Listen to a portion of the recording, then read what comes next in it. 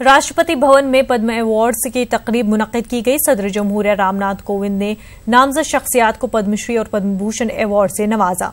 सदर जमहूरिया ने लोकगीत की शायरा तेजनबाई, इसरो साइंसदान एमबी नारायण, एमडीएच मालिक और कोहे पैमा बचेंद्र पाल समेत कई अहम शख्सियात को पद्म भूषण अवार्ड से नवाजा। क्रिकेटर गौतम गंभीर, हिंदुस्तानी फुटबॉल टीम के कप्तान सुनील छेत्री, अदाकार मनोज बाजपेयी और उड़ीसा के कटक के चाय फरोश डी प्रकाश राव समेत दीगर शख्सियात को पद्मश्री अवार्ड से नवाजा गया।